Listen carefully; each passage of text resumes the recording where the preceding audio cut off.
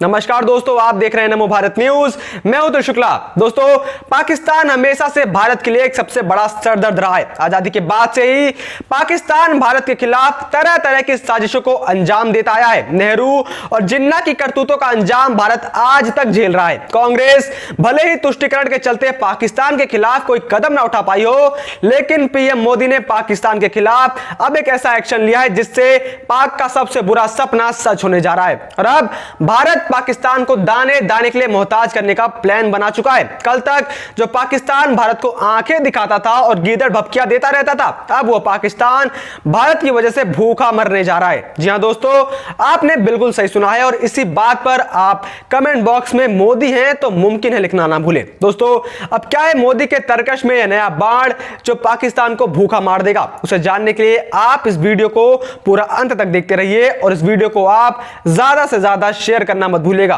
दोस्तों, भूख प्यास व अकाल से ग्रस्त होने का पाकिस्तान का दुस्वप्न अब सच होने जा रहा है। दरअसल पाकिस्तान को पानी की एक एक बूंद को तरसाने के लिए मोदी ने 2018 में ही काम कर चुके थे, जब उन्होंने किशन गंगा प्रोजेक्ट का काम पूरा होने के बाद उसका उद्घाटन किया था। पाकिस्तान ने इस प्रोजेक्ट में खूब अड़ंगे लगाए। पाकिस्तान इस मसले को वर्ल्ड बैंक तक लेकर गया, लेकिन पाकिस्तान को वहां पर मुंह की खानी पड़ी। पाकिस्तान इस मसले को इंटरनेशनल कोर्ट लेकर जाना चाहता था, मगर मोदी के आगे उसकी एक ना चली। पाकिस्तान के विरोध के बावजूद पीएम मोदी ने झेलम व चिनाब की सहायक नदियों पर 2 हाइड्रो इलेक्ट्रिक प्रोजेक्ट पर काम शुरू करवाया था। यह प्रोजेक्ट पाकिस्तान के खिलाफ भारत की सामरिक ताकत को बढ़ाएंगे। इस बांध के जरिए किशनगंगा से नदी के पानी को मोड़कर बिजली बनाने के लिए इस्तेमाल किया जाता है और फिर एक नए रूट के जरिए पानी को वापस नदी में छोड़ दिया जाता है, जिसके बाद भारत कभी भी इस पानी को रोक सकता है और पाकिस्तान की हालत खराब कर सकता है, उसे बूंद बूंद के लिए तरसा सकता है। जिसके बाद से ही पाकिस्तान अब भारत से थोड़ा डर कर रहता है और अब उसके बाद इसी कड़ी में दूसरा कदम मोदी जी ने उठा लिया है। दरअसल अब मोदी जी पाकिस्तान को दाने दाने के लिए भी मोहताज करने वाले हैं। दोस्तों, आप सबने बासमती चावल का नाम तो सुना ही होगा और अक्सर हम लोग बासमती चावल को बड़े चाव से खाते हैं। दोनों देशों के बीच नया विवाद अब उसी बासमती चावल को लेकर है, जो दोनों देशों ही नहीं बल्कि पूरी दुनिया में खाने की मेज पर अपनी खुशबू बिखेरता है। अब दोनों पड़ोसी देशों के बीच अब बासमती को लेकर खींचतान शुरू हो गई है। भारत ने बासमती के विशेष ट्रेडमार्क यानी कि प्रोटेक्टेड ज्योग्राफिकल इंडिकेशन के लिए यूरोपीय यूनियन में आवेदन किया है। इससे भारत को यूरोपीय यूनियन में बासमती के टाइटल का मालिकाना हक मिल जाएगा, लेकिन पाकिस्तान अब इसका विरोध कर रहा है। अब आप सोच रहे होंगे कि आखिर यह पीजीआई क्या है? तो पीजीआई का दर्जा ऐसे खास भौगोलिक क्षेत्र से जुड़े उत्पादों के लिए बौद्धिक संपदा अधिकार मुहैया कराता है, जहां इसके उत्पादन, प्रसंस्करण या तैयारी का कम से कम एक चरण संपन्न होता है। भारत को दार्जिलिंग चाय, कोलंबिया को कॉफी और कई फ्रेंच उत्पादों को पीजीआई टैग मिला हुआ है। ऐसे उत्पादों को नकल को लेकर कानूनी सुरक्षा मिल रही होती है और बाजार में इनकी कीमत भी अधिक होती है। इस चावल का यूरोपीय संघ से जीआई दर्जा पाने के लिए दोनों देश प्रतिस्पर्धा कर रहे हैं। भारत ने वर्ष 2018 में इस संबंध में आवेदन करके अपने बासमती चावल को जीआई दर्जा देने के लिए कहा था, जिससे कि इस चावल को इसके मूल उत्पादक स्थान यानी कि भारत से संबंध किया जा सके। भारत के इस पक्ष को यूरोपीय संघ की एक पत्रिका में 11 सितंबर 2020 को प्रकाशित भी किया गया था। बासमती भारत का उसी तरीके से है जिस तरीके से शैंपेन की पहचान फ्रांस से और जैतून की पहचान यूनान से। जीआई दर्जा अक्सर गुणवत्ता के चिन्ह के रूप में काम करता है और निर्यातकों को उच्च मूल्य हासिल करने में मदद करता है। विगत 10 जून को नींद से जागते हुए पाकिस्तान ने भी इस पर जवाबी दावा किया है। अब पिछले ही महीने पाक प्रधानमंत्री इमरान खान ने व्यक्तिगत रूप से अपने मुल्क का प्रतिनिधित्व करने के लिए ब्रुसेल्स स्थित एक लॉ कंपनी को चुना ताकि भारत के दावे का विरोध किया जा सके। ऐसा इसलिए क्योंकि चावल की यह विशेष किस्म दोनों ही मुल्कों के पंजाब प्रांत में उगाई जाती है। बासमती चावल का कारोबार वैसे तो व्यापक है, पर उससे ज्यादा यह प्रतिष्ठा का विषय है जिसे दोनों में से कोई देश गंवाना नहीं चाहता है। कहा जाता है कि वैश्विक बासमती बाजार में भारत की हिस्सेदारी 65% है, जबकि विशेष हिस्सेदारी पाकिस्तान की है और इसीलिए पाकिस्तान अब इसका विरोध कर रहा है। अब आप सोच रहे होंगे कि आखिर भारत इस मुद्दे पर इतना ज्यादा जोर क्यों दे रहा है और अगर भारत को पीजीआई मिल गया तो उससे भारत को किस प्रकार से फायदा होगा और पाकिस्तान को किस प्रकार से नुकसान?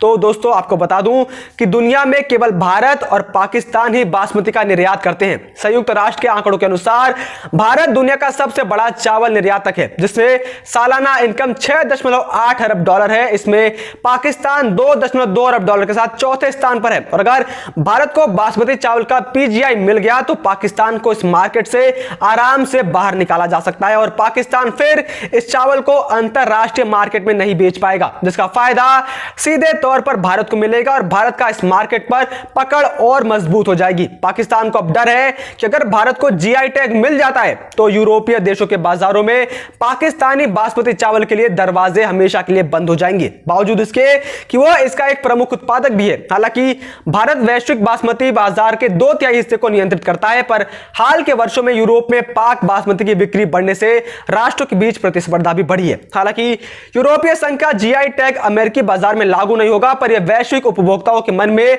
बासमती को भारतीय उत्पाद के रूप में उतारने में मदद तो कर ही सकता है। बासमती का एक इतिहास है जो इसे मध्यकाल से जोड़ता है। आईने अकबरी में जिक्र है कि लाहौर, मुल्तान, इलाहाबाद, अवध, दिल्ली, आगरा, अजमेर और मालवा के रायसेन क्षेत्र में मुस्किन यानी कि लाल बासमती की खेती होती थी और इसी वजह से पाकिस्तान ये कह रहा है कि इसका जॉइंट ऑनरशिप दिया जाए, जिससे दोनों देशों की सभ्यता बची रहे। तो ऐसे में बता दूं कि बासमती भारत की ही धरोहर है और भारत को इसे किसी भी हालत में पाकिस्तान के साथ साझा नहीं करना चाहिए। अब आप ही सोचिए कि जिस देश में गजवाए हिंद की तालीम दी जाती हो, जहां पर हिंदुओं का नरसंहार किया गया और भारतीय सभ्यता को कुचल दिया गया, आज वही लोग संयुक्त विरासत और जॉइंट ऑनरशिप की बात कर रहे हैं। कोई देश आखिर इतना नीचे कैसे गिर सकता है?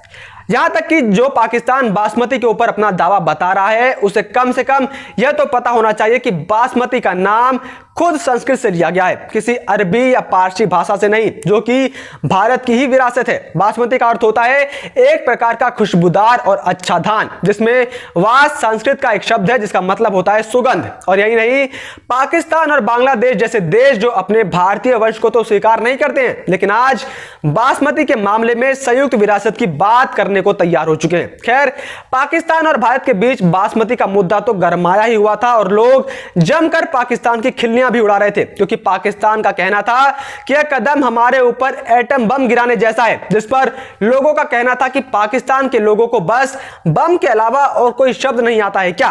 पाकिस्तान की धज्जियां तो सोशल मीडिया पर खूब उड़ी रही थी। इसी बीच पाकिस्तान के प्रधानमंत्री इमरान खान ने तो अंतरराष्ट्रीय लेवल पर अपनी नाक कटवा ली है। दुनिया भर में पाकिस्तान लगातार अपनी नापाक हरकतों के लिए जाना जाता रहा है। कभी वह भारत के खिलाफ आतंकी घटनाओं को अंजाम देने की कोशिश करता है तो कभी किसी अन्य देश के खिलाफ कोई षड्यंत्र रचते हुए वो पाया जाता है। शक्तिशाली देशों के सामने खराब हो चुकी इमेज को सुधारने के लिए पाकिस्तान अब दूसरे देशों को आम भेजकर लुभाने की कोशिश कर रहा है। हालांकि पाकिस्तान की मैंगो डिप्लोमेसी भी किसी काम की नहीं आ रही। दरअसल पाकिस्तान ने हाल ही में दुनिया के 32 देशों को मैंगो डिप्लोमेसी के तहत आम भेजे थे, लेकिन इसमें से अमेरिका और चीन समेत कई अन्य देशों ने आम लेने से साफ तौर पर इनकार कर दिया। सूत्रों ने भी यह भी कहा कि एएफओ ने आम भेजने वाली लिस्ट में फ्रांसीसी राष्ट्रपति इमैनुअल मैक्रोन को भी शामिल किया था, लेकिन पेरिस ने पाकिस्तान को इस मामले पर कोई जवाब ही नहीं दिया है, जिसके बाद पाकिस्तान की अब ग्लोबल स्तर पर थू हो गई है और इमरान खान ने दुनिया के सामने अपनी बेइज्जती करवा ली है। खैर, इमरान खान की तो यह पुरानी आदतें हैं और अभी जब भारत को बासमती के मामले में जीआई मिल जाएगा तब पाकिस्तान को कितनी मिर्ची लगेगी बस आप वो देखिएगा, क्योंकि मोदी हैं तो मुमकिन है। वीडियो को लाइक, सब्सक्राइब और शेयर करना ना भूलें। अपने विचारों को कमेंट बॉक्स में लिखकर हम तक जरूर पहुंचाइए।